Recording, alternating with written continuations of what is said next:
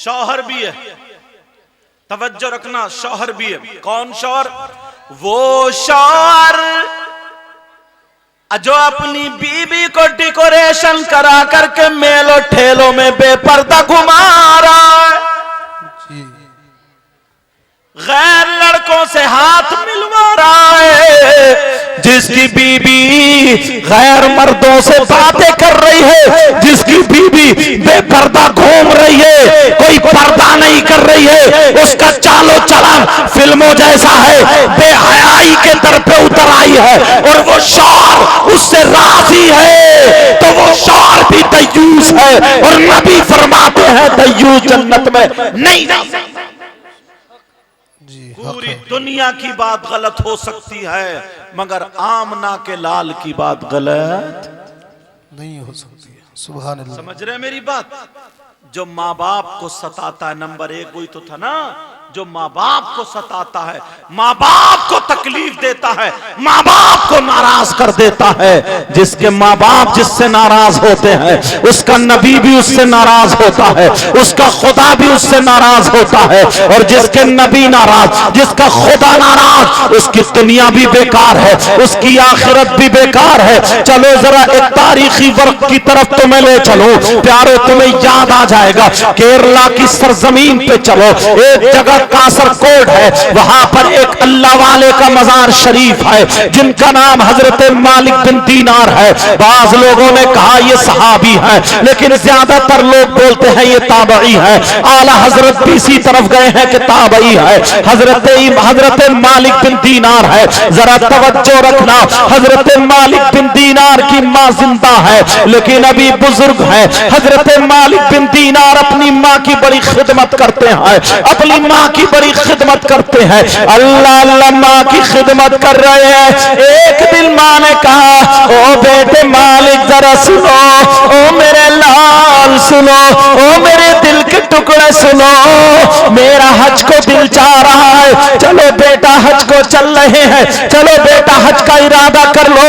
हजरत मालिक बिन दीनार बोले मां ठीक है, चलो हज को चलते हैं। अब दोनों माँ बेटे हज को चल देते हैं। पैदल का रास्ता है, हवाई जहाज का दौर नहीं था, पैदल चल देते हैं। दोनों माँ बेटे जा रहे हैं लेकिन 10-20 कदम चलते हैं।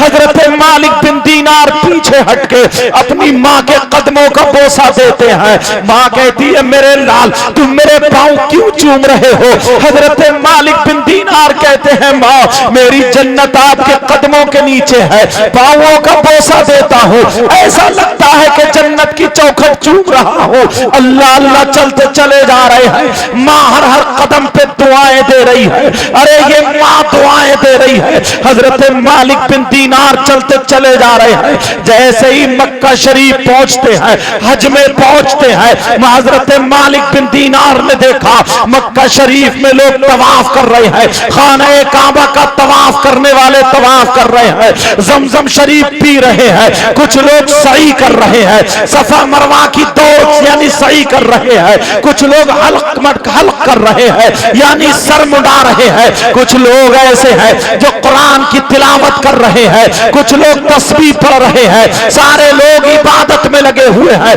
कुछ नमाजें पढ़े हुए हैं, दुनिया को भूल चुके हैं। इनकी जमीन होगी मगर जमीन को भूले बैठे हैं, इनकी दुकान होगी मगर दुकान को भूले बैठे हैं। हजरत मालिक बिन दीनार कहते हैं मौला परवरदिगार आलम ये इतने लोग हैं अपने अपने अंदाज में तेरी इबादत कर रहे हैं, ऐ अल्लाह बड़ी बड़ी दूर से आए हैं, परवरदिगार तूने इनके हज को कबूल कर लिया होगा। हजरत मालिक बिन दीनार कहते मौला तूने इनके हज को कबूल कर लिया होगा।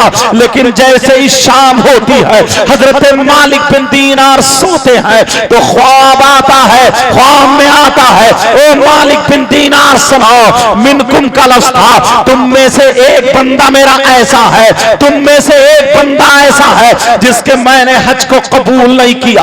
अरे तुम में से एक बंदा है जिसके हज को कबूल नहीं किया। हजरत मालिक बिन दीनार रोने लगे, हजरत मालिक बिन दीनार तड़पने लगे, जैसे ही आंख खुली तड़पने लगे और अपनी माँ की बारगाह में आ गए और कहने लगे माँ माँ कहीं मैं ही तो नहीं हूँ जिसका हज कबूल नहीं हुआ, माँ तुम मुझसे राजी हो ना, माँ तुम मुझे माफ कर दो ना, माँ कोई गलती हो गई हो तो माफ कर दो। हजरत मालिक बिन दीनार की माँ कहती है, ओ मेरे लखते जिगर, मेरे नूरे नजर, मेरे दिल के टुकड़े, मेरे जाले, मेरे प्यारे बेटे, मैं तो दुआ करती हूँ मौला, परवरदिगार, परवरदिगार मेरे जैसा बेटा हर एक माँ को अता फरमाए। बेटा मैं तुमसे राजी हूँ। माँ मैंने ऐसे ऐसे ख्वाब में देखा, कहा मेरे लाल तुम नहीं हो सकते हो, जिसका हज कबूल ना हुआ हो वो कोई और होगा। लेकिन हजरत मालिक बिन दीनार दिन भर अल्लाह की बारगाह में तौबा करते रहे, इस्तिग़फ़ार पढ़ते रहे, रोते रहे। जब शाम हो जाती है, शाम को जब सोते हैं तो फिर ख्वाब आता है, ऐ मालिक बिन दीनार तुम रात भर रोते रहे, मैंने हज को कबूल नहीं किया। अरे मैंने तो नमाज भी कबूल नहीं की। तुम में से एक बंदा ऐसा है जिसकी मैंने नमाज कबूल नहीं की, जिसका मैंने रोजा कबूल नहीं किया, जिसकी मैंने कोई इबादत काबिल कबूल नहीं की। ओ लोगों, कौन ऐसा गुनाहगार है जिसकी नमाजें कबूल नहीं है, जिसके रोजे कबूल नहीं है, जिसकी ज़कात कबूल नहीं है, जिसका हज कबूल नहीं है। हजरत मालिक बिन दीनार रोकर फिर रो जाते हैं और रोकर के माँ की बारगाह में आ गए, माँ मैं बर्बाद हो गया, माँ मैं हलाक हो गया। माँ कहा बेटा क्या बात है? कहा माँ मामला ऐसा है, मैंने आज रात ख्वाब में फिर देखा, अल्लाह की तरफ से ये ख्वाब आया, ओ मालिक बिन दीनार मैंने तुम्हारे हज तो हज किसी के रोजे को भी कबूल नहीं किया। तुम में से एक बंदा वो है जिसकी कोई इबादत काबिल कबूल नहीं। माँ वो बंदा मैं ही तो नहीं हूँ। हजरत मालिक बिन दीनार अपनी माँ के कदमों पर रो दिए, माँ की आंखों में आंसू आ गए। माँ ने सीने से लगाया और कहा मौला मेरे बेटे को बचा ले, मेरे बेटे के ख्वाब को वाज़ेह कर दे, मेरे ख्वाब के बेटे को खोल दे। अम्मा की दुआ जरा देखो, अम्मा की दुआ रंग लाती है। जैसे ही रात को मालिक बिन दीनार सोए तो ख्वाब आ जाता है, ओ मालिक बिन दीनार तुम रोते रहे, तुम रोते रहे। जिसकी नमाजें कबूल नहीं है वो तुम नहीं हो, जिसके रोजे कबूल नहीं है वो तुम नहीं हो, जिसका हज और ज़कात कबूल नहीं है वो तुम नहीं हो। फिर कौन है? ख्वाब में बताया गया एक अल्लाह का बंदा हज को आया है जिसका नाम मोहम्मद बिन हारून है। वो है जिसकी कोई भी इबादत काबिल कबूल नहीं है।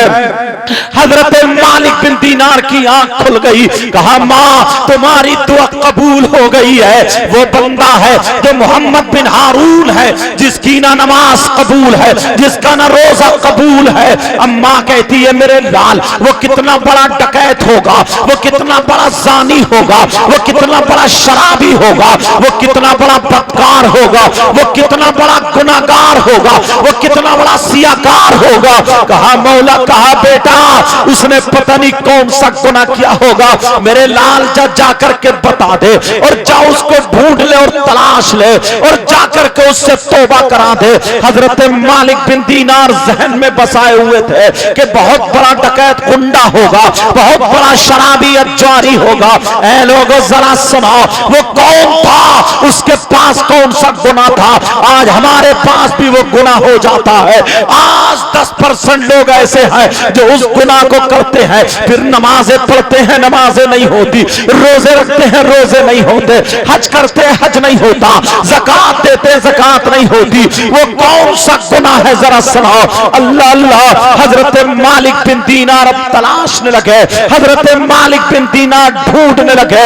लोगों से पूछा ये बताओ तुम में से मोहम्मद बिन हारून कौन है, खुरासान के रहने वाले कौन है। एक काफिला मिल जाता है, खुरासान के रहने वाले हम हैं। कहा ये बताओ तुम में मोहम्मद बिन हारून है कोई। सारे लोग कहने लगे हाँ हाँ मोहम्मद बिन हारून है, एक बंदा है मोहम्मद बिन हारून। अब ये डरते डरते पूछ रहे हैं बताओ क्या वो डकैत है, क्या वो शराबी है, कितना बड़ा गुनाहगार है। लोग कहते अपनी जबान बंद करो, अपने मुंह को बंद करो। अरे तुम उसे डकैत बता रहे हो, तुम शराबी बता रहे हो, तुम ज्वारी बता रहे हो। अगर आज के दौर में नमाजी देखना है तो मोहम्मद बिन हारून को देखो।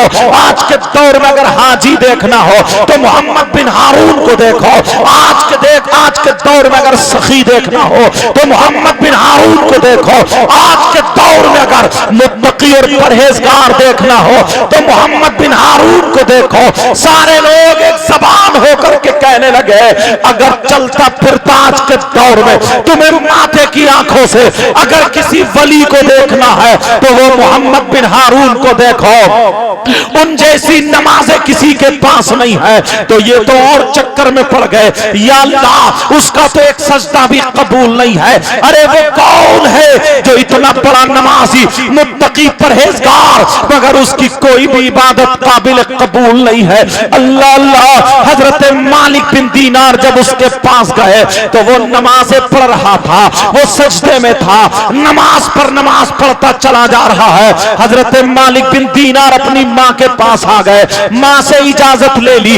आज रात जब उसकी कुटी पर पहुंच गए, जब उसकी झोपड़ी पर पहुंच गए, हजरत मालिक बिन दीनार वहां पर पहुंचे तो वो मोहम्मद बिन हारून पूरी रात अल्लाह की इबादत करता रहा, पूरी रात नमाज पढ़ता रहा, पूरी रात इबादत में रहा।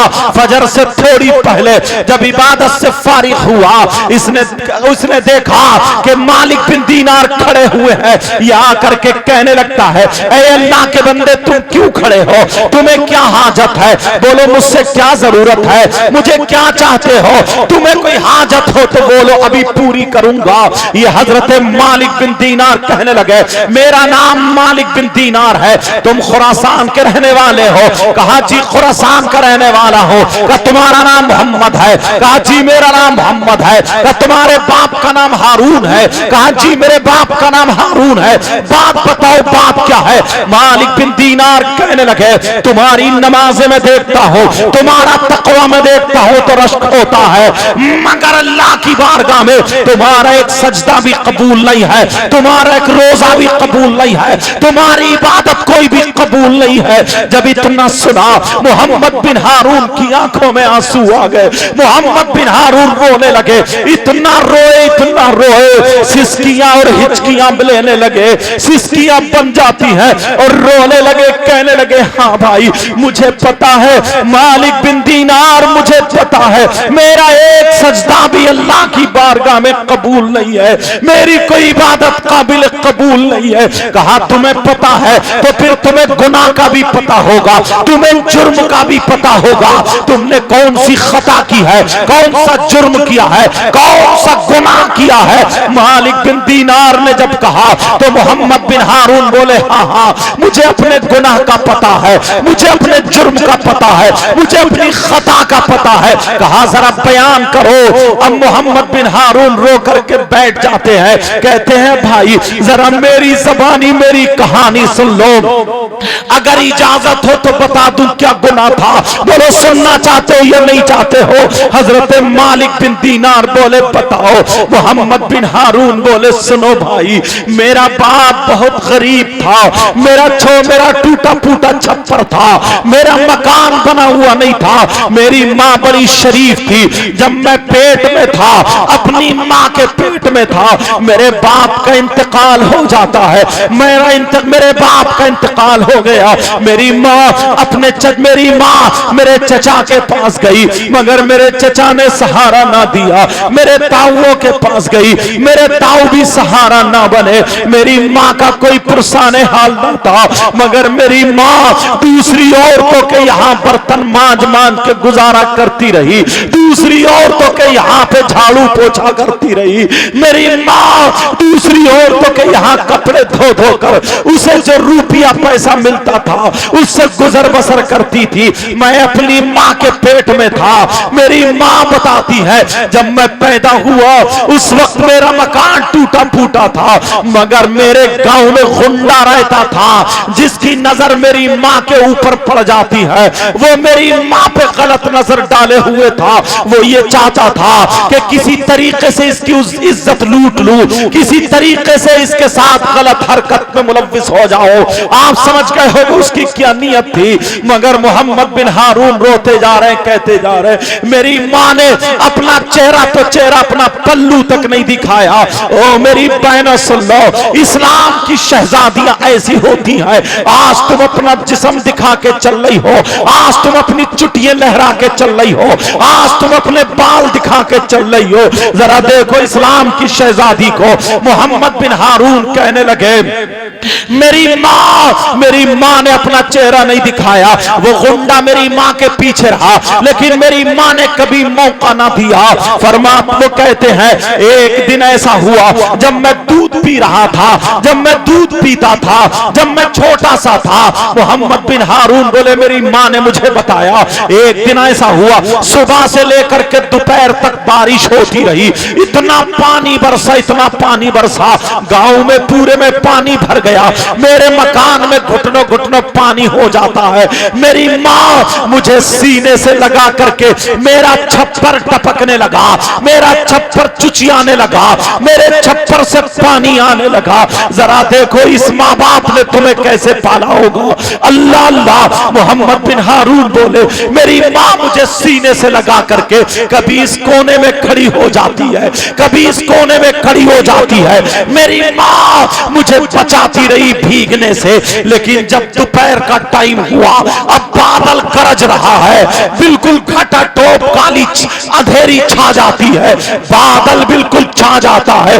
दिन में ऐसा होता है जैसे रात होने लगती है, जैसे ही बारिश होती है, बादल बिल्कुल छाया हुआ था और बिजली कड़क रही थी। मोहम्मद बिन हारून बोले उस डकैत को, उस गुंडे को मौका मिला और वो मेरी माँ के घर में घुस जाता है, मेरी माँ की इज्जत लूटने के लिए घर में आ जाता है। मोहम्मद बिन हारून बोले मेरी माँ उसे देख करके मुझे लेके कोने में छुप जाती है, मगर जैसे ही कोने में छुपी फिर मेरी माँ ने मुझे चारपाई पे लिटा दिया और खुद छुप जाती है ताकि उस गुंडे के हाथ में ना पड़ जाऊं। अल्लाह अल्लाह। मेरी माँ का ये आलम था। मोहम्मद बिन हारून बोले मेरी माँ एक बकरी की तरह चारे हाथ पांवों से चल के बारिश में भीगती हुई दरवाजे पे पहुंच जाती है, उस गुंडे से बच करके जंगल का रुख करती है। लेकिन जैसे मेरी याद आती है, जैसे मेरी ममता भड़क उठती है, मेरी माँ ने मेरी वजह से कदम आगे नहीं बढ़ाया। मेरी माँ चुपके से फिर घर में वापस आ गई, एक बकरी की तरह चलती हुई आई। ओ नौजवानों, तुम्हें क्या पता है, अरे इस माँ ने तुम्हें कैसे पाला है, 9 महीने तुम्हें पेट में रखा है। आज तू अपनी माँ को आंखें दिखाता है, आज तू अपने बाप को आंखें दिखाता है, आज तू बंबई चला गया, आज तू दिल्ली चला गया, आज तू गोवा चला गया, आज तू चेन्नई चला गया, आज तू मद्रास चला गया, आज तू सिक्किम वगैरह चला गया, आज तू 4 पैसे कमाने लगा। तेरा बाप अब बाप नहीं रहा, तेरी माँ माँ नहीं रही, अब तेरे बाप की तेरे सामने नहीं चलती है। इसी बाप को देख, इसने हल जोत के तुझे पाला है, छप्पर में तेरी माँ ने तुझे पैदा किया है। अरे अगर पेट में एक रात में पथरी होती है तो तुझे बर्दाश्त नहीं होता, तेरी माँ ने तुझे 9 महीने पेट में रखा है।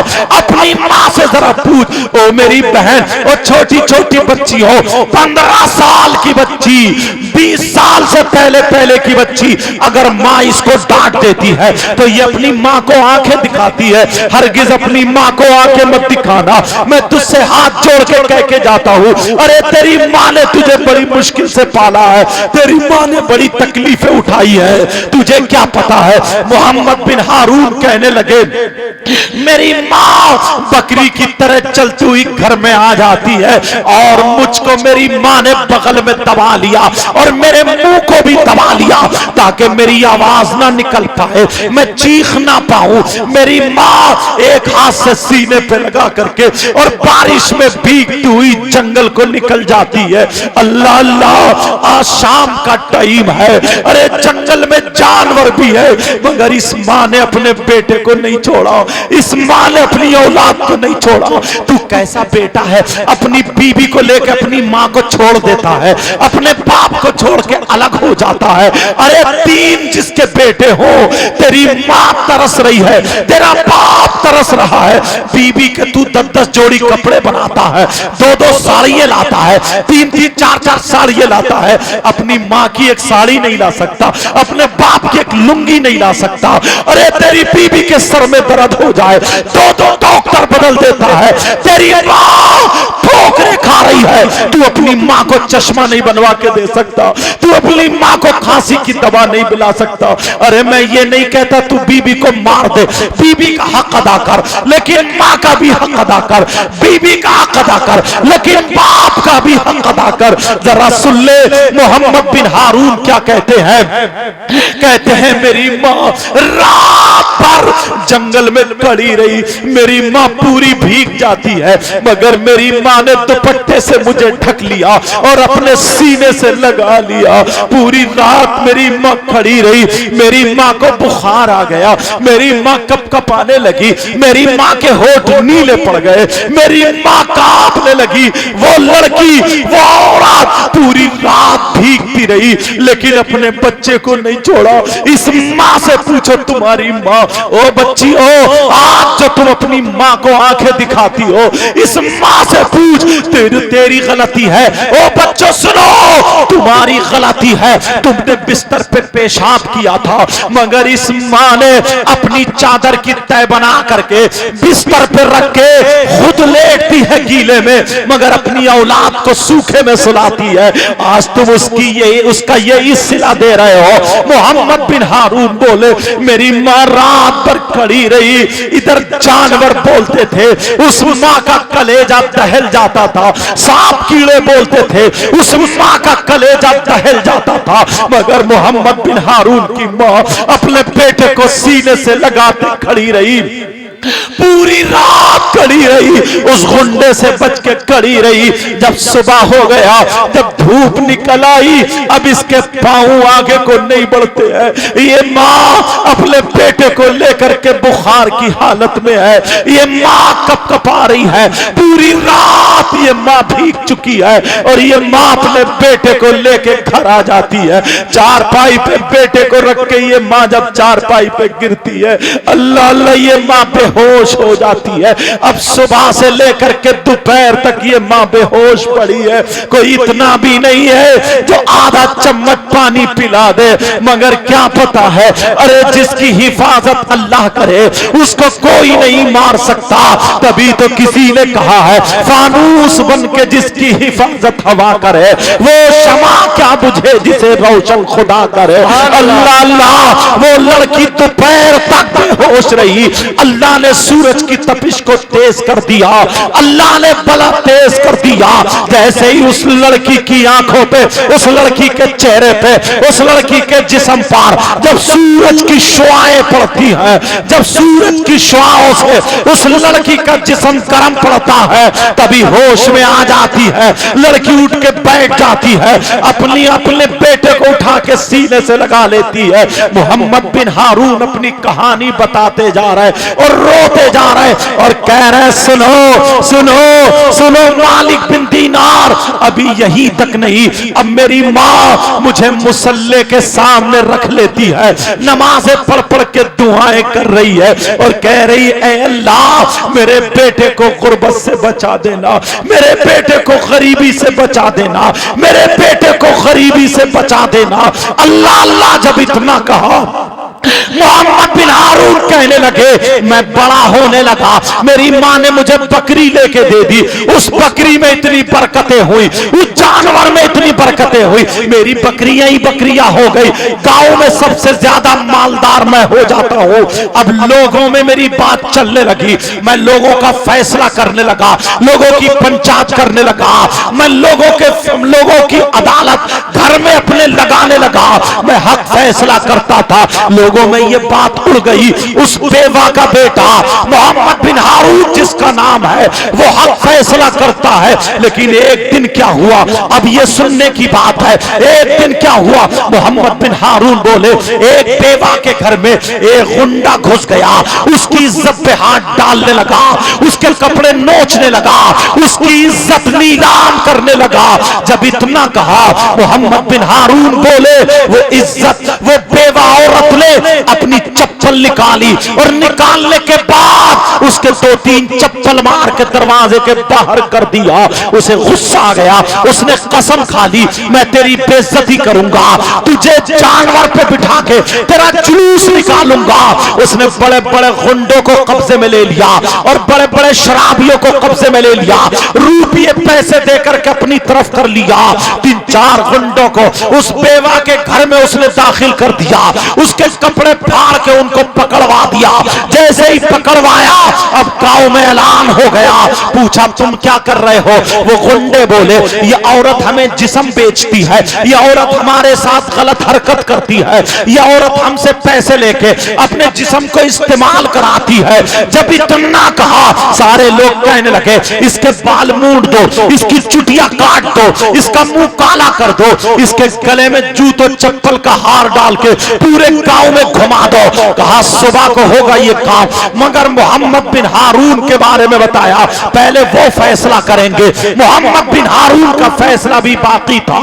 इतने में वो बेवा औरत मोहम्मद बिन हारून की मां के पास आ गई और कहने लगी बहन मैं बिल्कुल साफ सुथरी हूं, मेरी कोई गलती नहीं है, तुम्हारे बेटे के हाथ है, या तो मेरी इज्जत बचा ले या फिर मेरी चुटिया कटवा ले, क्योंकि तुम भी बेवा हो। जब इतना कहा मोहम्मद बिन हारून की मां कहने लगी मेरा बेटा, मैंने अपने बेटे को दूध पिलाया है, कभी भी फैसला गलत नहीं करेगा, जाओ तुम्हारे हक में फैसला होगा। अब मोहम्मद बिन हारून बोले मेरी मां ने मुझसे कहा बेटा उस बेवा के हक में फैसला करना, अगर पूरी दुनिया एक तरफ हो जाए मगर आज बेवा का बेटा एक तरफ रहेगा, उस बेवा की इज्जत पलटने नहीं देगा, उस बेवा की इज्जत नीलाम होने नहीं देगा, उस बेवा की चुटिया कटने नहीं देगा। कहा मां ठीक है। सुबह जब हो जाती है इस मां ने तंदूर जला लिया, इस मां ने तंदूर जलाया और जलाने के बाद कहा मेरे लाल जाओ,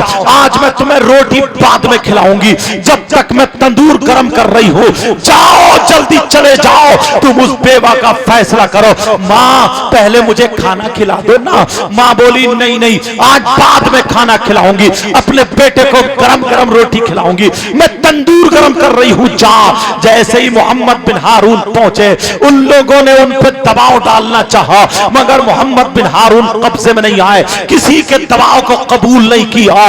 इतने में उन लोगों ने शराब पिला दी, पानी के बहाने से मोहम्मद बिन हारून को शराब पिला दी। अल्लाह अल्लाह जब शराब पिलाई है मोहम्मद बिन हारून ने फैसला गलत कर दिया, शराब के नशे में फैसला गलत हो गया।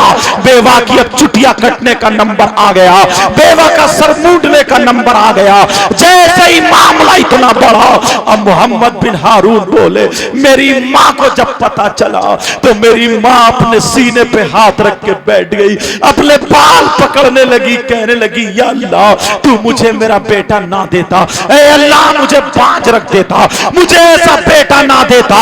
इतने में मोहम्मद बिन हारून बोले मैं घर में आ गया, मेरी मां मुझे चिपट गई, मैंने कहा मां मुझे खाना खिला दो, लेकिन मां कहने लगी ओ नालायक बेटे अगर मुझे पता होता तो मैं तेरी गर्दन पे पांव रख के तुझे मार देती, मैं तुझे कभी नहीं पालती, अगर मुझे पता होता तो मैं तुझे जन्म नहीं देती, मैं जहर खा के तुझे मार देती, खुद भी मर जाती, मुझे पता नहीं था तू इतना नालायक निकलेगा। ओ बेटे अरे मेरे घर से निकल जा, अगर तू मेरे सामने रहा तो या तो मैं जल जाऊंगी या तुझे जला दूंगी।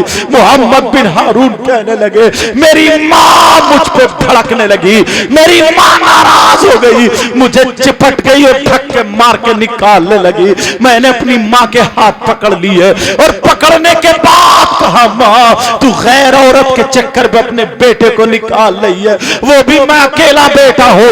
ये मां कहने लगी ओ तुझे कसम है, अरे बोल मुझे अगर पता होता तो मैं तुझे हरगिज पालती नहीं।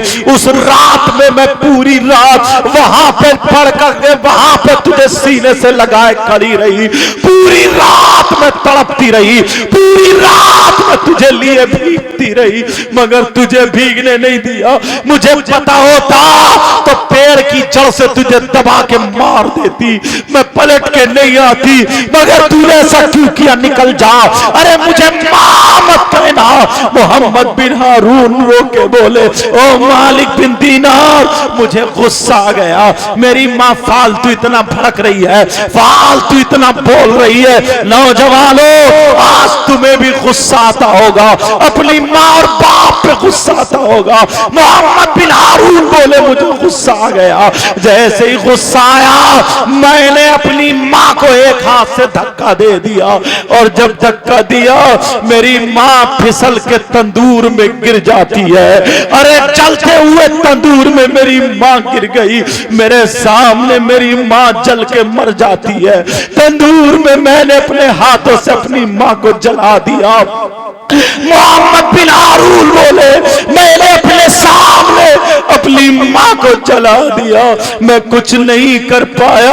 ओ मालिक बिन दीनार, इन्होंने अपनी चादर उतारी, और जब चादर उतार करके देखी तो उनका दाहिना हाथ कटा हुआ था, उसमें जंजीर पड़ी हुई थी, और वो हाथ गले में लटका हुआ था। मोहम्मद बिन हारून बोले, 40 साल हो गए, नमाजों पे नमाजें पढ़ रहा हूँ, रोजों पे रोजे रख रहा हूँ, ज़कात पे ज़कात दे रहा हूँ, हज पे हज कर रहा हूँ, इतनी नेकियां कर रहा हूँ। उसी दिन से मैंने अपना हाथ काट के गले में लटका लिया ताकि मुझे मेरी माँ की याद आ जाए, मगर मैंने अपने हाथ से अपनी माँ को मार दिया, मैंने धक्का दिया। माँ, मैंने जानबूझ के नहीं फेंका था चूल्हे में, मैंने धक्का दिया, मेरी माँ का पांव फिसला और वो गिर गई, मेरे सामने चल गई। मोहम्मद बिन हारून बोले, मैं देखता रह गया, 40 साल हो गए। ये लोग समझ रहे हैं मैं वली हूँ, ये लोग समझ रहे हैं मैं नमाजी हूँ, ये लोग समझ रहे हैं मुत्तकी परहेजगार हूँ, मगर मेरी माँ मुझे बद्दुआएं दे गई है, मेरी माँ मुझसे नाराज होकर चली गई है। तो हर साल कोई ना कोई बता देता है, तेरी नमाजें बेकार, तेरे रोजे बेकार, तेरी ज़कात बेकार, तेरा हज बेकार। ए मालिक बिन दीनार, अब मैं क्या करूं? हजरत मालिक बिन दीनार बोले, इसका हल मेरे पास नहीं है। ए लोगों, मुझे बताओ, आज छोटी छोटी बात पे तुम अपने माँ बाप से नाराज हो जाते हो। ओ मेरी बच्चियों, ओ मेरे बच्चों, आज अपने बाप को तुम तड़पाते हो, अपनी माँ को तड़पाते हो, ये माँ बाप तुमसे कुछ बोल नहीं पाते हैं। प्यारे, आज के बाद ये जलसा तुम्हारे लिए ऐसा होना चाहिए, ऐसा होना चाहिए। हम यहाँ से आए, यहाँ आए थे तो गुनाहगार थे, और जब यहाँ से जाए तो तौबा करके जाए। अब पता ये चला कि जिसके माँ बाप जिससे नाराज है, उसका नबी भी उससे नाराज है, उसका खुदा भी उससे नाराज है, और जिसके नबी नाराज, खुदा नाराज, कितनी नमाजें पढ़े, कितने रोजे रखे, कितनी ज़कात दे, कितने हज करे, अगर अल्लाह और रसूल नाराज है तो मैं तो ये कहता हूँ, मस्जिद में नहीं बल्कि खाने काबा में नमाज पढ़े, खाने काबा का गिलाफ चूमते चूमते अगर मर जाए, माँ बाप नाराज, अल्लाह और रसूल नाराज, तो उसकी दुनिया भी बेकार है और उसकी आखिरत। अल्लाह, नारे तकबीर, जरा जोर से नारे रिसालत, उलमाए अहले सुन्नत, फैजाने वालिदैन। अल्लाह, पता नहीं मैं तेज बोल गया, समझ में आया या नहीं आया आप लोगों के? आप लोगों के समझ में आया नहीं आया? बोलो अल्हम्दुलिल्लाह, क्योंकि मैं अपने इलाके की रविश में चल गया। अल्लाह अल्लाह, जरा गौर करे, तवज्जो करे प्यारो। और एक बात उठाता हूं जो अक्सर जलसों में मैं ये बात कह रहा हूं, इस तरफ से लेकर के इधर तक एक शख्स ऐसा हो, कैसा? यार वो कितना बुरा शख्स होगा, कितना खराब होगा, कितना खराब होगा जो अपनी मां पर गलत नजर डालता है। मेरा इशारा समझ रहे? मर सकता है मगर अपनी मां के साथ गलत हरकत। अगर ऐसा शख्स मिल जाए तुम्हें तो बताओ उससे रिश्तेदारी करोगे? हाँ या ना बोलो, रिश्तेदारी करोगे? उससे दोस्ती करोगे? दस्तरख्वान पे खिलाओगे? कौन है वो? मुफ्तियान किराम बैठे, हदीस शरीफ बताता हूं। तुमने नाम सुना होगा सूद और ब्याज का। किसका नाम बोलो? सूद। आज लोग रुपये से रुपया कमाते हैं, हराम लुकमा खाते हैं, और कुछ लोग तो मोबाइल पे ही जुआ खेल रहे हैं, मोबाइल से पैसे जीत रहे हैं। सूद और ब्याज का तुमने नाम सुना होगा। सूद और ब्याज, अल्लाह मेरे नबी फरमाते हैं सूद और ब्याज का जो गुनाह है उस गुनाह के 70 हिस्से हैं। एक हदीस में 73 का भी जिक्र आया। 70 हिस्से हैं, 70 टुकड़े हैं। मिसाल के तौर पे जैसे ये फूल रखे ना, ये ऐसे ही सूद और ब्याज का जो गुनाह है उसके हिस्से रखो, टुकड़े रखो। सबसे बड़ा वाला इधर, फिर उससे छोटा, उससे छोटा, उससे छोटा, उससे छोटा, उससे छोटा, लास्ट में 70वां जो हिस्सा वो सबसे छोटा। अब नबी फरमाते हैं, आमना के लाल फरमाते हैं, इन तमाम हिस्सों में सबसे छोटा वाला हिस्सा जो है उसका गुनाह ऐसा है, उसका पाप ऐसा है जैसे सगे बेटे का मां के साथ जिना। अल्लाह मेरी तौबा। पहले हाथ उठाओ, सब लोग हाथ उठाओ, हाथ उठा के तौबा करो। बोलो आज के बाद कोई हराम का लुकमा खाएगा? बोलो हाथ हिलाओ, बोलो नहीं, बोलो नहीं। अब रख लो हाथ। अल्लाह हम सब की तौबा को कबूल फरमा ले। नबी फरमाते हैं 3 लोग जन्नत में नहीं जा सकते। नंबर 1 माँ बाप का नाफरमान, यहीं से चला था ना। और नंबर 2 वद्दयूस, दयूस जन्नत में नहीं जा सकता। इन 2 पर अभी बोला हूं। नंबर 3 वरजुलतुन निसा, वो मर्द जो औरतों की वज़ाक़ता बनाए हुए। मतलब लड़का है गले में चैन पहने पड़ा, लड़का है कान में कुंडल पहने पड़ा, लड़का है नाक में नथुनिया पहने पड़ा, लड़का है गले हाथ में चूड़ी और कड़ा पहने पड़ा, लड़का है उसमें बाल में कंगा लगाए पड़ा है। देखो ना, बाज लड़के के बाल ऐसे जैसे कि गधा चढ़ गया, जैसे कि गधा चढ़ गया। और वो लड़कियां जो मर्दों की वज़ाक़ता बनाए हुए हैं, जो लड़कों की वज़ाक़ता बनाए हुए हैं, जो लड़कों जैसा पहनावा पहनती है, लड़की है और जींस की पैंट पहनती है, लड़की है टॉप पहने हुए घूमती है। अब वो लड़के जो औरतों की वज़ाक़ता बनाए हुए हैं, वो लड़कियां जो मर्दों की वज़ाक़ता बनाए हुए हैं, ये भी जन्नत में नहीं जा सकते हैं। प्यारे, ये 3 लोग ऐसे हैं जो जन्नत में नहीं जा सकते। अब दूसरी हदीस तुम्हें मैं बताए देता हूं ताकि पता चल जाए। अगर तुमने सही परवरिश की है, अपने बच्चों की सही तरबियत की है, तो मेरे नबी एक मौके पर इरशाद फरमाते हैं, अगर जिसकी 3 बेटियां हो और वो 3 बेटियों की सही परवरिश कर दे तो नबी फरमाते हैं वो जन्नत का हकदार है। बेटियों की वजह से जन्नत मिल रही है, लेकिन सही परवरिश कर दे तो एक सहाबी एक दरमियान से खड़े खड़े हुए थे और कहते हैं आका अगर जिसकी 2 बेटियां हो तो नबी ने फरमाया अगर वो 2 की सही परवरिश कर दे तो वो भी जन्नत का हकदार है। अब मुझे बताओ 2 बेटियों की वजह से जन्नत मिली या नहीं मिली? क्यों? इसलिए कि सही परवरिश कर दे। तब नबी फरमाते हैं अगर जिसकी 2 बेटियां हो सही परवरिश कर दे तो वो भी जन्नत का हकदार है।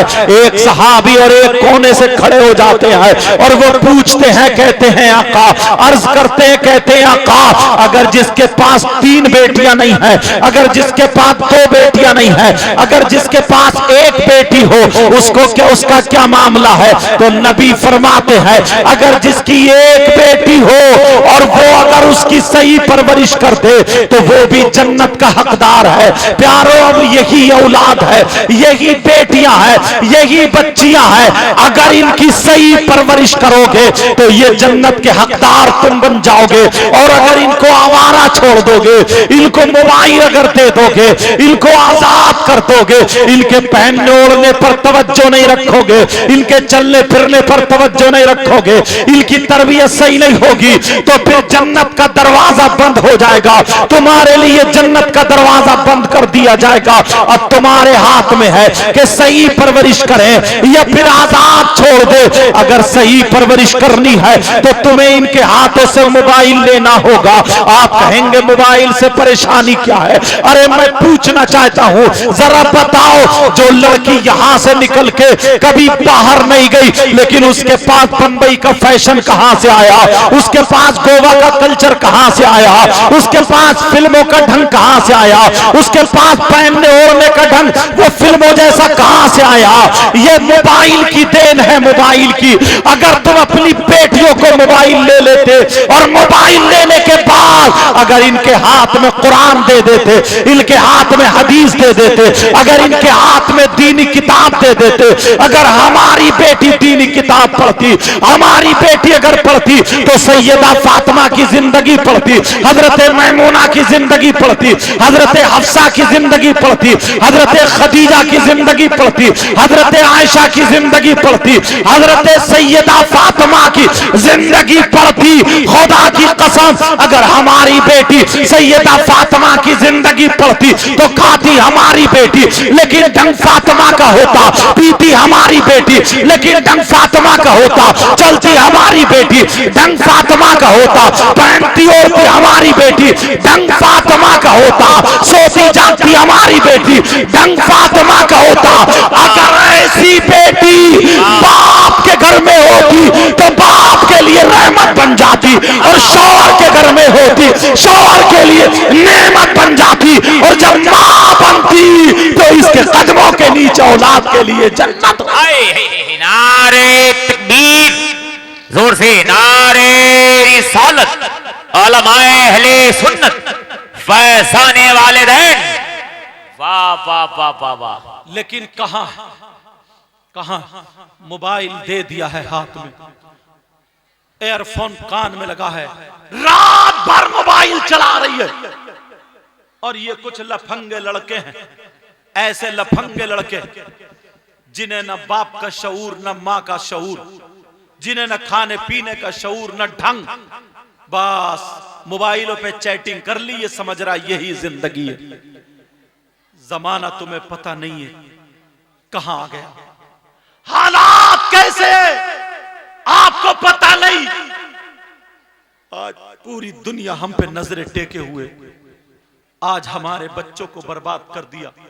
यहूद और नसारा ये चाहते थे, गैर लोग ये चाहते थे इनके बच्चे अय्याशी में पड़ जाएं, इनकी बेटियां बच्चलन हो जाएं, इनकी बच्ची और बच्चे अपने जिस्म को दिखाने लगे। वो हालात हमारे घरों तक पहुंचा दिए हैं। आप देख लो, हालात तुम्हारे सामने हैं, नजरों से नजर उठा करके देखो। उर्से पाक में अगर जाओगे तो तुम्हें पता चल जाएगा, उर्से पाक में अगर जाओगे जहां पर डॉक्टरी फेल है, हिकमत फेल है, अगर दवा काम ना करे तो किसी अल्लाह वाले की चौखट पे चले जाओ, अल्लाह वाले की नजर करम हो जाए तो उस बेड़ा पार हो जाएगा। मगर वहां पर भी उर्स अगर किए जाते हैं तो कई हजार लोगों का मजमा होता है, आदमियों से ज्यादा औरतें होती हैं फैशनीले कपड़े पहन के धक्का मुक्की करते हुए, ना जाने कितनों की इज्जतें नीलाम हो जाती है, ना जाने कितनों के दुपट्टे उतर जाते हैं, ना जाने कितनों के मोबाइल पे वायदे वईद होते हैं, ना जाने कितने मोबाइल पे ये वक्त देखते हैं कि कब उर्स आने वाला होगा, हमें मिलने का मौका मिलेगा। मुसलमानों, तुम्हें होश के नाखून लेना चाहिए, तुम्हें अभी सुधरना चाहिए, तुम्हें अभी देखना चाहिए। ओ मेरी बच्चियों, अगर अल्लाह का अजाब नाजिल हो गया या बच्चों तुम किसी पे अल्लाह का अजाब नाजिल हो गया तो कहीं के नहीं रह सकते। ऐसा नहीं है कि अल्लाह अजाब नहीं भेजता है। एक लड़की की तारीख तुम्हें बता दूं, भले ज़ईफ रिवायत है लेकिन बता इसलिए रहा हूं कि तुम्हें नसीहत हासिल हो जाए। नसीहत के लिए कहावत भी कही जा सकती है, लेकिन सुनो मैं आपको बता दूं, अल्लाह अल्लाह, ये लाहौर की सरजमीन है। उस वक्त शुरू जब टीवी का दौर चला था, जब टीवी चली थी, उस वक्त जब बहुत कम लोगों में घरों में टीवियां थी, टीवी का नया दौर चला था। लाहौर की बराबर में एक बस्ती है, रिसाले में ये वाकया मैंने पढ़ा था। एक शख्स ऐसा है जिसकी इकलौती बेटी है, न बेटा है न कोई उसके अलावा बेटी है, सिर्फ एक ही बेटी है, मगर बेटी बड़ी खूबसूरत है, बेटी बड़ी प्यारी है, बेटी 5 वक्त की नमाज पढ़ती है। ओ मेरी बच्चियों सुन लेना, वो 5 वक्त की नमाज पढ़ने वाली, वो कुरान शरीफ पढ़ने वाली बच्ची है, मगर उसकी सहेली बिगड़ी हुई थी, उसकी सहेली गलत थी, उसकी दोस्त जो थी वो गलत थी। उसकी मां कहती है, एक दिन जुमे का दिन आता है, अल्लाह अल्लाह, जुमे के दिन वो लड़की कुरान शरीफ बैठे हुए, जुमे की नमाज के बाद तख्त पे बैठे हुए कुरान शरीफ की तिलावत कर रही थी। आप जानते औरतें जुमे के दिन कुरान शरीफ पढ़ती है, वो लड़की जुमे की नमाज के बाद कुरान शरीफ की तिलावत कर रही थी। 16वां सिपारा पढ़ रही थी, तकरीबन आधा सिपारा हो जाता है, इतने में दौड़ती हुई उसकी सहेली आ जाती है और हाँफती हुई आकर के उसे चिपट जाती है, उसके गले में हाथ डाल के कहने लगती है, ओ मेरी सहेली, मैं तुझे अपनी जान से ज्यादा प्यार करती हूँ, मैं तुझे अपनी जान से ज्यादा समझती हूँ, देख मैं तुझे बुलाने आई हूँ। इसकी मां अलग बैठे हुई चूल्हे पे मिट्टी लगा रही थी, इधर कहने लगी मैं तुझे बुलाने आई हूँ। कहा क्यों बुलाने आई है? कहा मेरे घर में टीवी चल रही है, अच्छे गाने आ रहे हैं, जबकि गाने अच्छे नहीं होते हैं लेकिन नकल कुफ्र नबाशद। वो लड़की कहने लगी अच्छे गाने चल रहे हैं, चल दोनों साथ में गाने दे सुनेंगे, चल टीवी देखेंगे। ये लड़की कहने लगी मैं कैसे जाऊं, मेरा भी सिपारा पूरा नहीं हुआ है, मैं अभी कुरान शरीफ की तिलावत कर रही हूं, मैं कुरान शरीफ पढ़ रही हूं, मैं कुरान शरीफ छोड़ के नहीं जा सकती। इस लड़की ने उसके सर पे हाथ मारा और मारने के बाद कहने लगी, ओ पगली लड़की तू कैसी है? अरे जरा सोच, अगर टीवी से गाने निकल गए तो फिर क्या होगा, टीवी के सीन निकल गए तो क्या होगा, उसकी फिल्म निकल गई तो क्या होगा? अरे अगर कुरान शरीफ कोई भागा थोड़ी जा रहा है, ये कुरान तू बाद में भी पढ़ लेना, ये कुरान तेरा बाद में भी चल जाएगा, बाद में सिपारा पूरा कर लेना। इसके भी जहन में आ जाता है, इसने कुरान शरीफ को बंद कर दिया, सहेली के साथ उठ के खड़ी हो जाती है। इसकी मां ने आवाज दे दी, मां कहने लगी ओ मेरी बेटी मत जा, ओ मेरी रखते जिगर मत जा, बहुत गलत बात है, कुरान शरीफ को छोड़ के मत जा।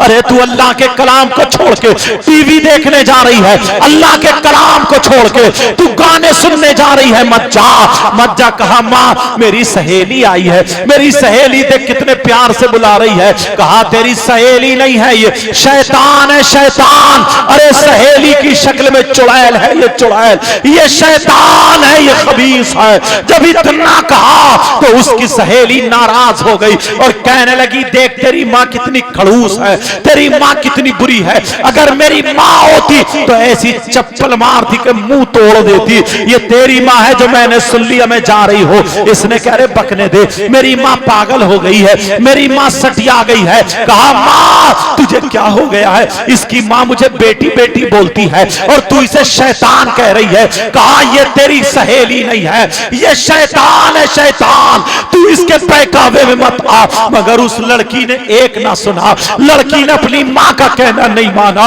अरे कितनी लड़कियां ऐसी है जो अपनी माँ का कहना नहीं मानती है। ओ मेरी बच्ची हो, आज मैं तुमसे हाथ जोड़ के कह के जाता हूँ, अपनी माँ का कहना मत टालना, अपनी माँ का कहना हरगिज मत टालना। तुम्हारी माँ कभी तुम्हें गलत तालीम नहीं देगी, तुम्हारी माँ तुम्हारे बारे में कभी गलत नहीं सोचेगी। ओ मेरी बच्ची, तू अपनी माँ की तरफ को, अपनी माँ की तरफ को अपनी गर्दन टेढ़ी मत करना। वो लड़की चली गई और जा करके उसने टीवी में जो देखना था देख लिया, लेकिन इधर अल्लाह नाराज हो गया, माँ रोती रह गई, उसने माँ को नाराज किया, अल्लाह नाराज हो गया। टीवी देखने के बाद जब लड़की घर वापस आती है, कुरान शरीफ तख्त पे रखा था, इसने सोचा चलो कुरान शरीफ का सिपारा पूरा कर लूं। ये लड़की ने सोचा चलो सिपारा पूरा कर लूं। लड़की जैसे ही बैठी कुरान शरीफ को हाथ लगाने वाली थी, अल्लाह अल्लाह अल्लाह अज़ाब में आ जाता है। अल्लाह ने कहा तूने अपनी माँ का कहना नहीं माना, अल्लाह का अज़ाब नाजिल होता है। रहल के नीचे से अल्लाह ने खूंखार छिपकली पैदा कर दी। एक खूंखार छिपकली आती है, इतनी जहरीली छिपकली, वो निकल के आई और उस लड़की की पेशानी पे, वो लड़की की पेशानी पे चिपट जाती है और जैसे ही चिपटी वो लड़की को डसने लगी, काटने लगी। अब लड़की कह रही है माँ मुझे बचा लो, माँ मुझे बचा लो, माँ मुझे बचा लो, लेकिन अभी इसने माँ को तकलीफ दी है। माँ भूल जाती है, फौरन दौड़ पड़ी, कहने लगी मेरे लाल क्या बात है, मेरी बेटी क्या बात है। जब देखा तो छिपकली चिपटी पड़ी है। माँ मुझे ये छिपकली खा रही है। वो माँ चिमटा लेकर के दौड़ी ताकि अपनी बेटी की छिपकली छुड़ा दे। अरे छिपकली होती तो वो माँ छुड़ा देती, ये तो अल्लाह का अज़ाब था, छिपकली की शक्ल में अल्लाह का अज़ाब था। ओ मेरी बच्चियों, अपनी माँ का कहना मत टालना, वरना अल्लाह नाराज हो जाएगा, और अल्लाह नाराज हो गया तो दुनिया बर्बाद हो सकती है, आखिरत बर्बाद हो सकती है। उस लड़की के पास जब माँ चिमटा लेके आई, कहने लगी माँ माँ मुझे बचा लो माँ। उधर माँ ने जैसे ही चिमटा बढ़ाया, अल्लाह की कुदरत से पूरे जिस्म पर छिपकली छिपकली, पूरे जिस्म पर छिपकली छिपकली।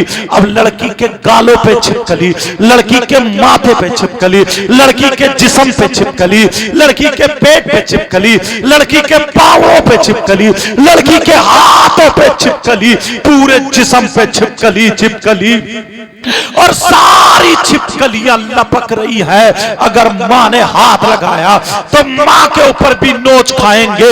अल्लाह अल्लाह, अब वो लड़की परेशान है, कह रही है माँ मुझे बचा लो। सारी छिपकली लड़की को नोच नोच के खा रही है, जहर चढ़ा रही है, पूरे तख्त पे छिपकली छिपकली हो जाती है। लड़की चीख रही है माँ मुझे बचा लो, माँ मुझे बचा लो, लेकिन माँ रो रो करके कह रही है मेरे लाल मैं कैसे बचाऊं।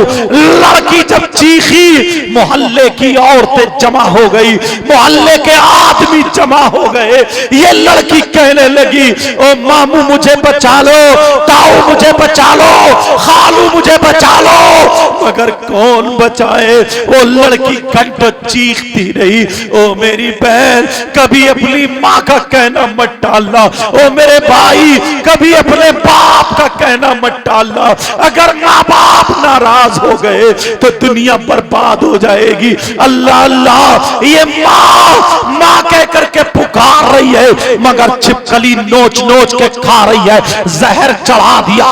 लड़की फूलने लगी, लड़की सूजने लगी, लड़की मोटी पड़ गई, लड़की का जिस्म नीला पड़ गया, लड़की का जिस्म ऊदा पड़ गया, लड़की फटने के करीब हो गई। सारे लोग डर रहे हैं क्योंकि छिपकलियों ने इतना जहर चढ़ा दिया है। कुछ घंटों जब गुजर जाते हैं तो वो माथे पे जो छिपकली थी, उस छिपकली ने जब डंक मारा, वो छिपकली ने जब काटा, छिपकली डसी। अल्लाह अल्लाह, उस लड़की का इंतकाल हो गया, वो लड़की मर जाती है। ओ मेरी बहन, मेरी बच्ची, आज के बाद तुम मोबाइल चलाना गलत मत चलाना, मोबाइल पे चैटिंग मत करना, मोबाइल को गलत इस्तेमाल मत करना। ओ मेरे भाई, तू भी याद रखना, उस लड़की का इंतकाल हो गया, वो लड़की मर गई लेकिन सूजी पड़ी है। सारे लोग रो रहे, इसको कैसे नहलाया जाए, इसको कैसे कफन पहनाया जाए। उसके जनाजे पे छिपकली घूम रही है, छिपकली घूम रही है। अब इमाम साहब आ जाते हैं, इमाम साहब भी चक्कर में है, कैसे नहलाए। छिपकली लपक रही है, अगर किसी ने हाथ लगाया। उन लोग, लड़की की मां कह रही है, मौला मेरी बेटी को माफ कर दे, मेरी बेटी को माफ कर दे। अरे इस लड़की ने अल्लाह के कलाम को छोड़ा और टीवी में गाने सुनने चली गई। ओ मेरी बहन, आज के बाद तेरा दुपट्टा नहीं उतरना चाहिए, आज के बाद तेरे बाल दिखना नहीं चाहिए, आज के बाद तेरे मोबाइल में किसी लड़के का SMS नहीं आना चाहिए, आज के बाद तू किसी गैर से बातें मत करना, अपनी माँ की बेइज्जती मत करना, अपने बाप का सर झुकने मत देना।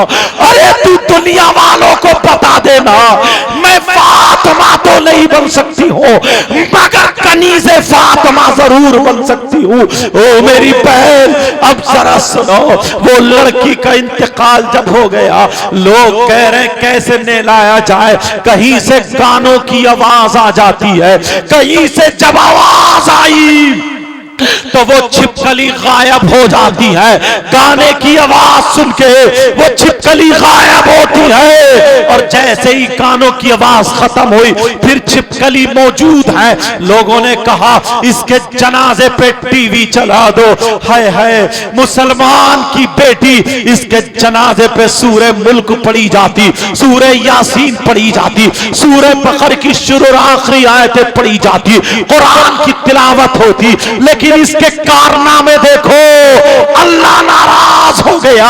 तो आज गाने चल रहे हैं, आज टीवी चल रही है, आज गाने बजाए जा रहे हैं। जैसे ही गाने चलाए तो वो छिपकली गायब हो जाती है।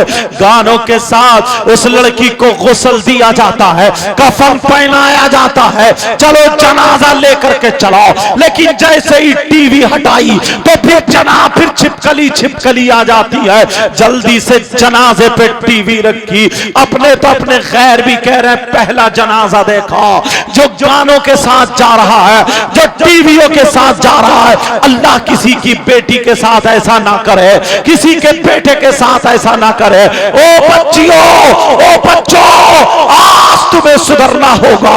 माँ बाप का कहना हरगिज मत टालना, मोबाइल को गलत इस्तेमाल मत करना। कितनी लड़कियों को तुमने उनको बिगाड़ दिया है, कितनी लड़कियों से तुम चैटिंग कर रहे हो, कितनी लड़कियों से मोबाइल चला रहे हो। ओ लफंगे लड़कों, क्या तुम्हारे घर में तुम्हारी माँ नहीं है? क्या तुम्हारे घर में तुम्हारी बहन नहीं है? क्या तुम्हारे घर में तुम्हारी भांजी नहीं है? क्या तुम्हारे घर में तुम्हारी भतीजी नहीं है? जरा सोच, जैसे तेरी बहन की इज्जत है वो भी तो किसी की बहन होगी, जैसे तेरी बेटी की इज्जत है वो भी तो किसी की बेटी होगी, जैसे तेरी भांजी की इज्जत है वो भी तो किसी की भांजी होगी, जैसे तेरी भतीजी की इज्जत है वो भी तो किसी की भतीजी होगी।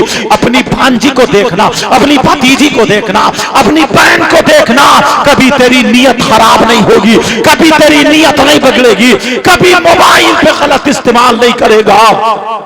अब वो लड़की का जनाजा टीवी के साथ चलता चला जा रहा, लोग रोते हुए जा रहे, लोग जनाजा लेके जा रहे। जल्दी जनाजे को कोई कांधा देने वाला भी नहीं है। अल्लाह अल्लाह, कब्रिस्तान ले गए। जब कब्र पे पहुंचे, चलो टीवी हटा दो, टीवी हटा दो। लेकिन जैसे ही टीवी हटाई वैसे ही छिपकली आ जाती है, फिर फौरन टीवी रख दी। अल्लाह, मुसलमान की बेटी का जनाजा टीवी के साथ कब्र में उतारा गया। ओ मेरी बहन जरा सोच, कब्र में अहदनामा रखा जाता, कब्र में बेरी की लकड़ी पे सूरह बकर पढ़ के वो लकड़ी रखी जाती, सूरह यासीन पढ़ के वो लकड़ी रखी जाती। सो कब्र पे मिट्टी देने के बाद दाएं यानी दैनी जानिब यानी सराने और पैंती को सूरह बकर की शुरू आखिरी आयतें पढ़ी जाती या कुल अल्लाह शरीफ की तिलावत की जाती।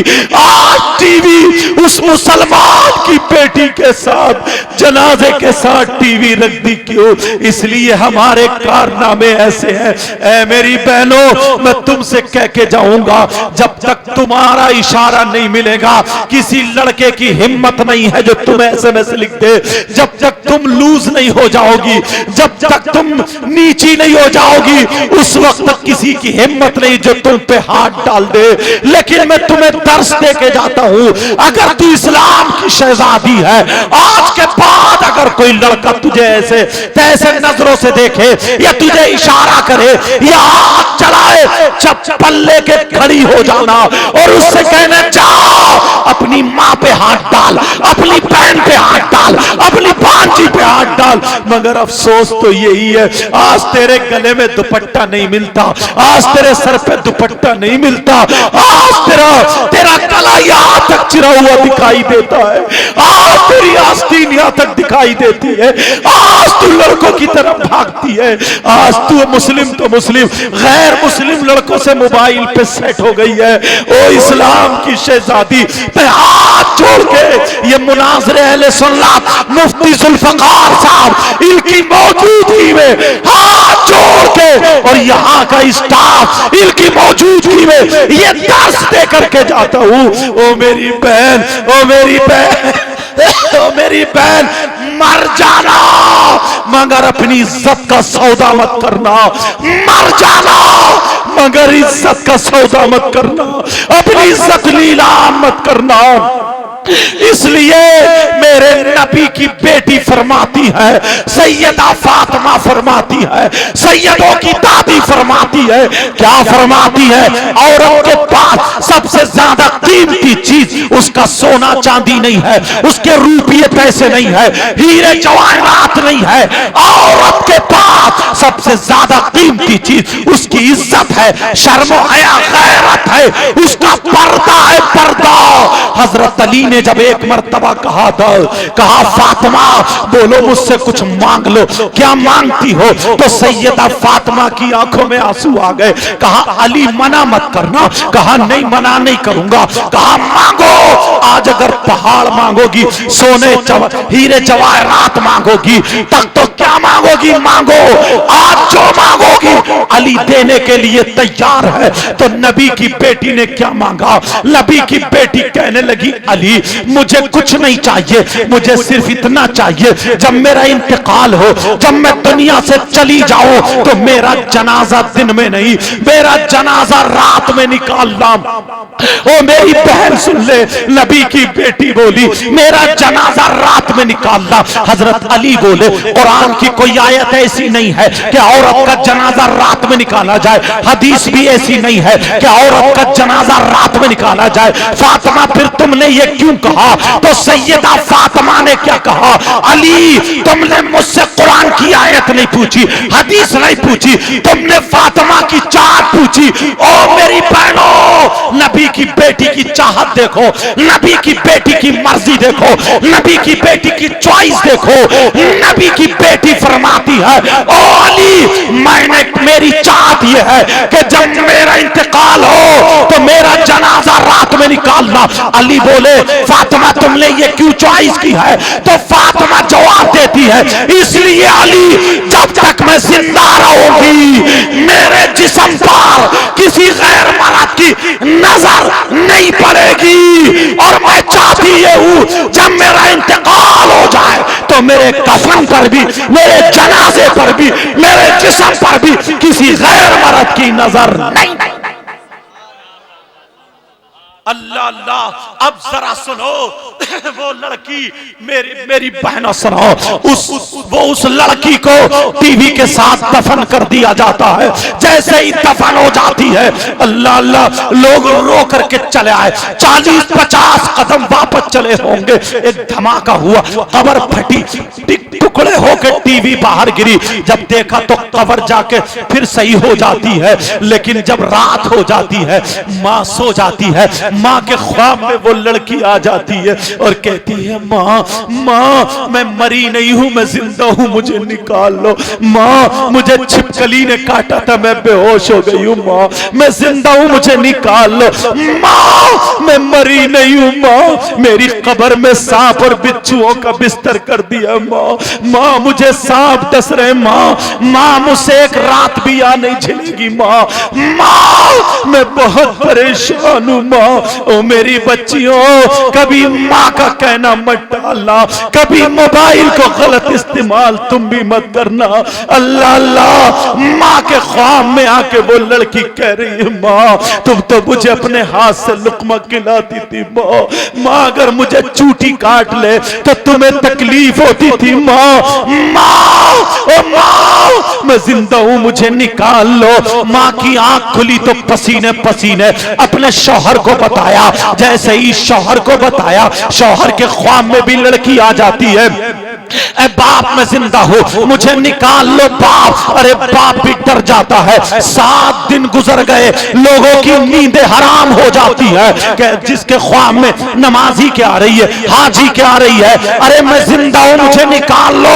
लोग परेशान हो जाते हैं। चलो ऐसा करो, लड़की की कब्र खोल करके देखते हैं। हिम्मत नहीं पड़ती है। 7 दिन के बाद जब चले, इमाम साहब आगे आगे है, पीछे पीछे लोग हैं, लोगों की भीड़ है। लोग मेरी बहनों सुनो, जब उस लड़की की कब्र खोल के देखा, इमाम साहब ने 4 आदमियों का इंतखाब किया जो ज्यादा निडर थे। जैसे ही देखा तो जब कब्र खोल के देखा तो वो लड़की कब्र में जिंदा तो थी, मगर थी किस हाल में। उस लड़की के कब्र में सांप और बिच्छुओं का बिस्तर था और एक सांप 4 मुंह वाला था, जिसके 2 मुंह नीचे थे और 2 मुंह ऊपर थे। ऊपर वाले मुंह से जबान की जड़ें पकड़े हुए था, दूसरे मुंह से नाक के नथने पकड़े हुए था और गले में लपेटा मार के, सीने में लपेटा मार के, पांवों में लपेटा मार के, नीचे वाले मुंह से वो सांप यहां पे लगाए हुए था, तलुए पे लगाए हुए था, दूसरा मुंह दूसरे तलुए पे लगाए हुए था। और लड़की ऐसे तड़प रही थी जैसे बिजली का करंट लगता हो। लोगों की चीखें निकल गई, कुछ भाग पड़े, कुछ औरतें आदमी बेहोश होकर गिर पड़े। लेकिन यही इमाम, इसकी आंखों में आंसू तो आ गए, मगर जैसे ही आंखों में आंसू आए, इसे नबी याद आ जाते हैं, क्योंकि इसने पढ़ा था अगर कहीं अल्लाह का अज़ाब नाजिल हो तो आजान पढ़ो, अगर कहीं तूफान आए तो आजान पढ़ो, कहीं बलाओं का नुज़ूल हो तो आजान पढ़ो, हवाएं तेज चले तो आजान पढ़ो, अगर जिन्नात आ जाए तो आजान पढ़ो, बलाएं मुसीबतें आफतें उतरे तो आजान पढ़ो, किसी मुसीबत भंवर में फंस जाए तो आजान पढ़ो। यही इमाम आगे बढ़ा और दिल में खुदा का डर बिठाए हुए, आंखों को बंद करके, कानों में उंगली लगा के आजान पढ़ता है पूरी ताकत से। अल्लाहू अकबर, अल्लाहू अकबर। जब ला इलाहा इल्लल्लाह पे आता है और आंखें खोल के देखा तो कब्र का अज़ाब खत्म हो चुका था और लड़की कब्र के अंदर जिंदा रही। नारे तकबीर, नारे रिसालत, उलमाए अहले सुन्नत, जलसे दस्तार बंदी, सुभान अल्लाह। प्यारो, वो लड़की जिंदा तो थी, मगर थी किस हाल में ये भी सुनो। यहां से नीचे को उसका औरत का जिस्म था और यहां से ऊपर को उसका खिंजीर का मुंह बन गया। खिंजीर जानते हैं, सुअर, उसका मुंह बन गया था। पूछा कि क्यों? तो वो अब उसकी माँ अगर कुछ बोलती थी ना तो वो माँ को दांत पीसती थी, माँ की तरफ को मुंह चुड़ाती थी, माँ अगर कुछ बोलती थी तो मुंह टेढ़ा करके बोलती थी, माँ का कहना नहीं मानती थी। अल्लाह इस बात से नाराज हो गया। तो मैं हाथ जोड़ के कहता हूं, मेरी बच्चियों, मेरे भाइयों, कभी माँ बाप को नाराज मत करना, कभी अल्लाह की नाफरमानी मत करना। समझ रहे ना मेरी बात? कोई काम ऐसा मत करना जिससे अल्लाह और रसूल नाराज हो गए। मुफ्ती साहब को बहुत देर बैठे हुए, इससे आगे ज्यादा नहीं बोलूंगा। आप जानते हैं अभी दस्तार का मौका बाकी है, दस्तार बंदी है। और मैं आपको बताऊं यार, दिल पिघल गया है, मुझसे कहना भी नहीं आता। कितने बच्चे फारिग हजरत? 8 बच्चे यहाँ से फारिग हैं। मैं तकरीर करके आया, चला गया। लेकिन एक दिन हमारी भी ऐसी दस्तार थी, इन उलमा की भी ऐसी दस्तार थी। इनमें पता नहीं कौन मुफ्ती बने, कौन आलिम बने, कौन मुकर्रिर बने, कौन शायर बने। समझ रहे आप? पता नहीं कौन कहाँ जाके पढ़ाए पढ़े। तो तुम्हारा 1 रुपया भी लगा, 1 पैसा भी लगा, जो भी लगा, तुम तो कब्र में चले जाओगे। मगर ये जहां जहां पढ़ेंगे इनके सवाब में कमी नहीं होगी। अल्लाह ताला अपने करम से तुम्हें भी सवाब बख्शेगा, जिसको सवाब जारिया बोलते हैं। जाओ यार, तो ऐसा काम कर जाओ। कुछ लोग ऐसे हैं जो बुरे काम की बुनियाद डाल के जाते हैं, मगर आज मैं अच्छे काम की बुनियाद डाल के जाता हूँ। मुझे पता नहीं है, मुझसे चंदा करना भी नहीं आता, लेकिन आज मेरा दिल पिघल गया। मैं भी आपके इस मदरसे में शरीक होता हूँ और मैं भी 500 रुपए पेश करता हूँ। अब मैं ये देखता हूँ बहुत तुम्हें मिलेंगे, मगर एक मर्तबा जरा मेरे हाथ से हाथ टच करके तो देखो। अल्लाह ताला गुरूर, तकब्बुर, घुमंड, रिया से बचाए। इंशाअल्लाह तुम्हारे बच्चे डॉक्टरों के पास जाने से बच जाएंगे, दुआ करूंगा इंशाअल्लाह। और तुम्हारा कारोबार इतना आगे बढ़ेगा इंशाअल्लाह। अल्लाह की राह में खर्च करने से तुम गरीब नहीं होगे, आगे बढ़ोगे, आगे बढ़ोगे। मैं 500 रुपए पेश करता हूँ। अब ये देखता हूँ मेरे साथ में कौन शामिल होगा। माशाअल्लाह, क्या नाम है आपका? मेरे हाथ से हाथ टच, और 500 रुपए से कम नहीं लूंगा, ये भी याद रखियो। समझ रहे? माशाअल्लाह, मेरे हाथ से हाथ टच जरूर करके जाना, और ये टचिंग फिर तुम देखना कहाँ काम आएगी इंशाअल्लाह। हूं तो गुनाहगार, मेरी बहनें, इनसे मैं हाथ टच नहीं करूंगा, इनसे मैं हाथ टच नहीं करूंगा, इनसे मैं हाथ टच नहीं करूंगा। किसी छोटी बच्ची को मेरे पास 500 रुपए से कम नहीं लूंगा। अभी मैं 500 रुपए से कम नहीं लूंगा, बाद में चाहे जितने चाहो देना, क्योंकि मैंने 500 रुपए पेश किए तो मैं पंजतन पाक का सदका दे करके इंशाल्लाह, और वास्ता दे करके हम सब दुआएं करेंगे। समझ रहे? मेरी बहनें 500 रुपए निकालें, और छोटी बच्ची को, छोटी बच्ची जो नाबालिग, छोटी छोटी, वो मेरे पास आएगी, मैं उसके सर पे हाथ रखूंगा इंशाल्लाह, सबके लिए दुआ होगी। किसी औरत को आने की मेरे पास इजाजत नहीं है, मेरे हाथ से हाथ जरूर टच करोगे। आओ, तुम लोगों ने बहुत तिजारतें की हैं, लेकिन जरा दीन के काम में आगे बढ़ो और अल्लाह से तिजारत करो। देखो इंशाल्लाह, और उसी से मांगो, फिर देखो कहां तुम्हारा कारोबार जाता है और तुम कहां जाते हो। इंशाल्लाह अल्लाह ताला बरकत फरमाएगा। 500 रुपए से भी कम नहीं लूंगा मैं 500 रुपए लूंगा, और इंशाल्लाह 500 रुपए लूंगा, तुम लोगों से बाद में लूंगा, बस वही रख दो, अभी 500 रुपए लूंगा मैं। अल्लाह बरकत फरमाए। मेरे हाथ से हाथ टच जरूर करो, मौका है ये मौका। बेटा तुम लोग पान में उड़ा देते होगे, गुटखा वगैरह इधर चलता होगा शायद, तंबाकू खेनी है, तंबाकू गुल। हमारे कुछ साथी थे तो वो इधर बंगाल बिहार के, वो गुल काफी करते थे, ऐसे लगा के, ऐसे लगा के दांतों पे करते थे। तो आ जाओ, 500 रुपए कोई माना नहीं रखता, लेकिन देखना ये कितने माना रखते हैं, समझे? एक मर्तबा आकर के देखो। बहनें जल्दी, एक बच्ची खड़ी हो जाए कोई, अल्लाह उसे बहुत नेकियां अता फरमाएगा इंशाल्लाह। एक बच्ची खड़ी होकर के औरतों में घूम लेगी और फिर वो जमा करके मेरे पास भेज देगी। कोई एक बहन उसके लिए आज खड़ी हो जाए। आ जाओ, जल्दी जल्दी आ जाओ, मौका है। और फिर ये वक्त बार बार नहीं आता। अल्लाह ताला बरकतें अता फरमाए। इसलिए क्योंकि पहले मैं भी, और तो मेरे पास कुछ है नहीं, हो सकता है इसी के जरिए।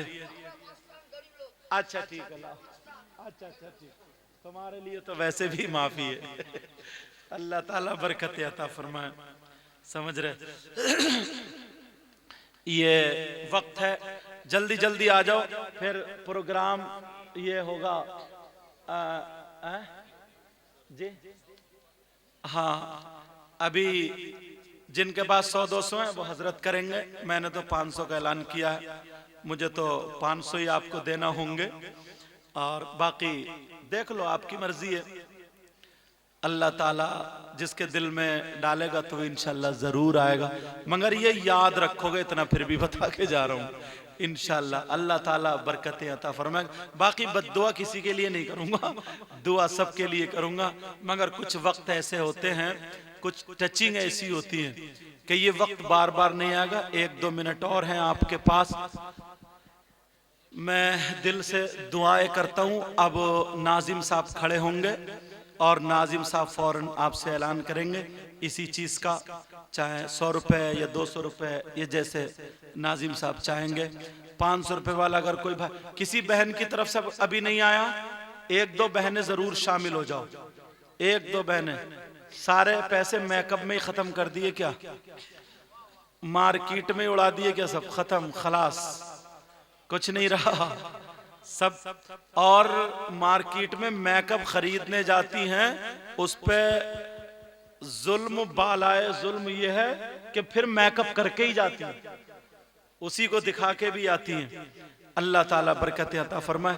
मैं लीजिए हजरत, मौला परवरदिगार जिन जिन हजरात ने ये पेश किया, ऐ अल्लाह मौला, अल्लाह, क्या नाम है आपका? मोहम्मद महबूब आलम। ये 500 अपनी माँ की तरफ से दे दो और 500 अपनी तरफ से दे दो, और ये 100 रुपए हैं। अल्लाह ताला बरकत अता फरमाए। मैं दिल से दुआएं करता हूँ, मौला ताला परवरदिगार तू इनको इतना दे, इतना दे, पंजतन पाक का सदका अता फरमा। मौला परवरदिगार आलम पंजतन पाक के सदक़े में इनकी दुनिया और आखिरत दोनों रोशन फरमा दे। इसमें जो गलती हो गई हो मौला, सबको गवाह बना करके तौबा करता हूँ। आप लोग भी तौबा कर लीजिए, पढ़िए अस्तगफिरुल्लाह रब्बी मिन कुल्ली ज़ंबिन व अतूबु इलैह। कलमा शरीफ पढ़ें, ला इलाहा इल्लल्लाहु मुहम्मदुर रसूलुल्लाह व मा अलैना इल्लल बलाग। अस्सलामु अलैकुम व रहमतुल्लाहि व बरकातुहू।